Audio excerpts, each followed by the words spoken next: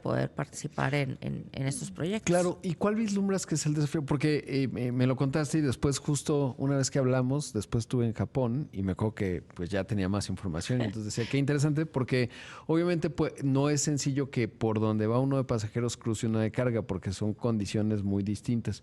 Y justo cuando estaba allá pues me tocó verlo, ¿no? Es decir, venía uno de pasajeros, luego pasó uno de carga. ¿Cuál es el desafío en esa parte en el caso de México y qué tanto en Maya?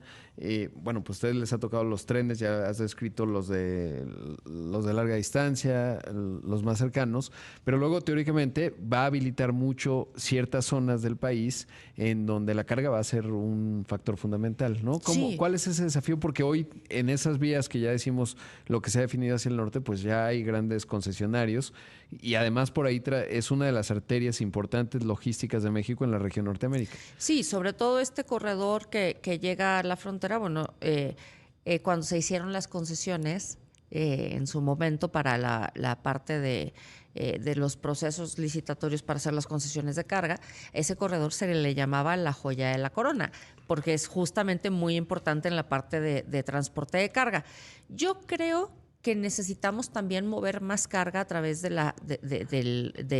los sistemas ferroviarios que existen en el país. Hoy menos del 20% de la carga se mueve a través de trenes o de ferrocarril y más del 80% sigue siendo todavía a través de carreteras. Esto explica mucho el congestionamiento que tenemos de las carreteras, ¿no? Lo que hablábamos de Querétaro, por ejemplo. Sí. Tú vas y son dobles remolques todo el tiempo y eso también ocasiona pues un tema de congestionamiento, de desgaste de la carretera y también en algún momento de accidentes. Bueno, ¿no? ayer te contaba que estaba en Zamora, Michoacán, que es lugar de la Berry, ahí. Sí. Bueno, vi un tráiler que de verdad era un tren, básicamente. Era inmenso y daba la vuelta y estaba bien peligroso porque, pues o sea, sí está complicado el tema del transporte. Y aún cuando hay regulación de dimensiones y de peso, no necesariamente siempre se cumple al 100. Y bueno, esto ya es un tema ya de responsabilidad de las distintas empresas. Yo creo que muchas tienen este tema de autorregulación, pero también es cierto que hay mucho transporte pirata o no regulado, que son los que luego generan este tipo de accidentes. Era una cosa que nunca había visto. Es más, no sé por qué no le tomé un video, pero era un tren. O sea, dije, este es un tren. Era más de un doble remolque. O sea, lleno de cosas ahí, se veía muy impresionante. Supongo yo que excede pesos y dimensiones, sí. ¿no? Pero bueno, ahora, lo que tú dices, sí se puede compartir la vía, lo hemos platicado. El transísmico es un ejemplo, ¿no? O sea, donde hay trenes de carga y hay trenes de pasajeros.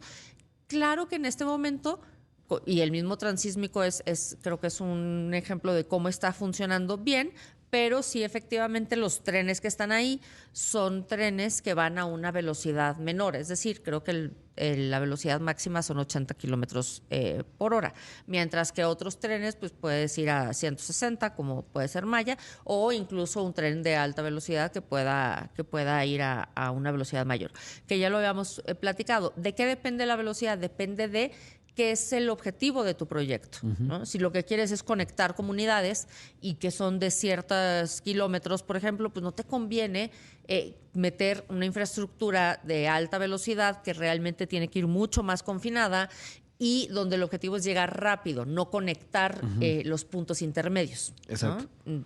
Y esto, bueno, es completamente distinto. Yo creo, por lo menos por las declaraciones que han hecho en el gobierno federal al día de hoy, es que en el caso de estos dos corredores hacia el norte van a ser de pasajeros y el que es el México-Veracruz sería un tipo tren transísmico donde sea una vía compartida, donde tienes carga y donde tienes pasajeros. Y entonces, ¿de qué dependerá? Del tipo de vía, la velocidad que se pueda poner, ¿no? Y obviamente que hayan estos aparatos de vía y esta infraestructura ferroviaria para que puedan circular los dos tipos de trenes. Sí, ahora me haces acordar que de verdad, como aprendo platicando contigo, pero de Tokio a Osaka, ahí tienes como 5 opciones de trenes, ¿no? Unos que van rapidísimo, que van súper confinados y otros que van haciendo paradas, ¿no? Nadie quiere tomar ese porque, bueno, está divertido, pero que son los que usan los japoneses para ir a ciudades intermedias, ¿no? Y van haciendo paradas y puedes llegar prácticamente a todo Japón.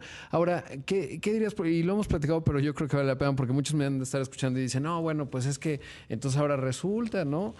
Y hay toda una discusión en términos de, tú conoces muy bien el sector del autotransporte de pasajeros también. México es un país que está conectado por camión con esos desafíos que ya hablábamos, obviamente también en la carga.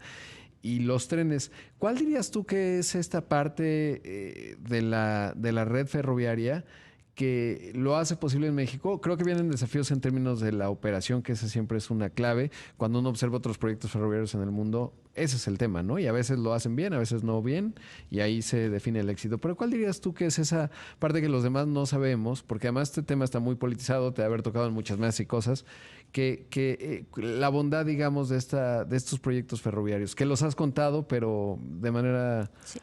Mira, yo creo que primero me gustaría plantear que la movilidad en sí, en general, tiene unas características muy importantes que influyen en nuestra vida mucho más de lo que pensamos. Y hablo de la movilidad en general, que es ir del punto A al punto B en la mejor forma posible y en las mejores condiciones de seguridad, de accesibilidad también, y que puedas tú trasladarte en el menor tiempo posible y de forma segura.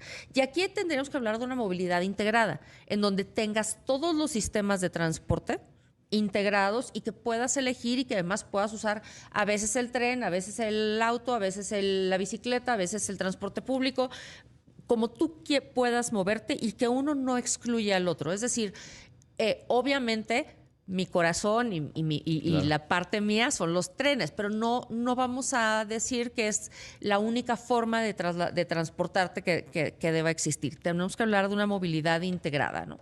Eso es lo primero, y influye en la calidad de vida de las personas, de las familias, porque va desde tu seguridad, cómo te mueves, pero también cuánto te cuesta, cuánto tiempo tardas en trasladarte, Sí. ¿no? No es lo mismo ir en una carretera 8 horas que ir 2 Sí. o 3, ¿no? O en el transporte público también, ¿no? ¿Cuántas horas pasamos Sí. y cuántas horas pasa la gente en el coche? Creo que ese es el primer punto. Segundo, sí, este tipo de proyectos tiene un tema de desarrollo económico en el momento de hacer la obra, pero por supuesto lo hemos visto en el PIB el año pasado, cuáles fueron los estados que más crecieron. Tabasco es un ejemplo espectacular, Sí. ¿no? De la inversión tan pequeña que tenía a cómo está hoy, o Quintana Roo, donde estaba solamente concentrado en Cancún y hoy la parte sur también ha crecido de forma importante, Campeche, Yucatán. Creo que esto es también un factor importante. La otra, Rodrigo, es la capacidad que hoy tenemos en una industria que estaba prácticamente muerta. Nosotros mismos, con una planta de 495,000 metros cuadrados que teníamos, pues estábamos construyendo trenes para exportar a Estados Claro. Unidos. Está muy padre. Sí. O sea, el nearshoring y todo esto, pues nosotros ya lo tenemos desde hace tiempo. Pero que realmente puedas tener esta transferencia de tecnología y de desarrollo y de generación de empleos mejor remunerados, también es muy importante porque lo estamos haciendo ya para quedarse en Claro. México, ¿no? Entonces, creo que esta parte también de desarrollo de proveedores, de generación de empleos, no solamente nuestros, sino de terceros, también se ve reflejado. Nosotros tenemos proveedores para Maya, solo para Maya, en más de 15 estados distintos que antes no teníamos. Que antes no existía. Pues está